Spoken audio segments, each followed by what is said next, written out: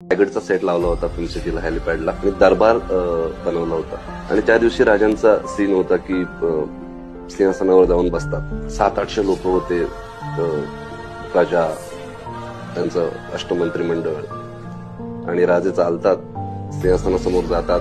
तो ट्रेलर मध्ये पण शॉट आहे, बघाल तर तुम्ही. आणि त्या सिंहासनाकडे बघतात आणि त्यांना मोठ्या महाराजांचे शब्द आठवतात की शंभू हिंदवी स्वराज्य व्हावे ही श्रींची इच्छा.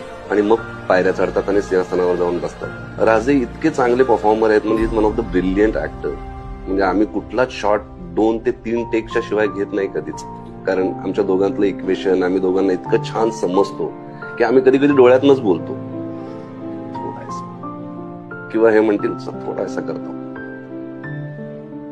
किती 15 टेक झाले होते, कारण ते यायचे चालत त्या सिंहासनाजवळ, सिंहासनाला बघून ज्या मागवर उभं राहायचं होतं तिथे उभं राहायचे आणि त्यांच्या डोळ्यातनं घळा अश्रू वाहत होते प्रत्येक टेक.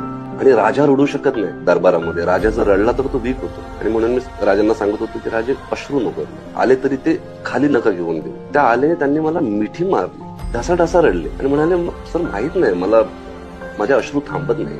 आणि कळलं की तो दिवस अनायसे तोच दिवस होता ज्या दिवशी छत्रपती संभाजी महाराजांचा राज्याभिषेक झाला होता.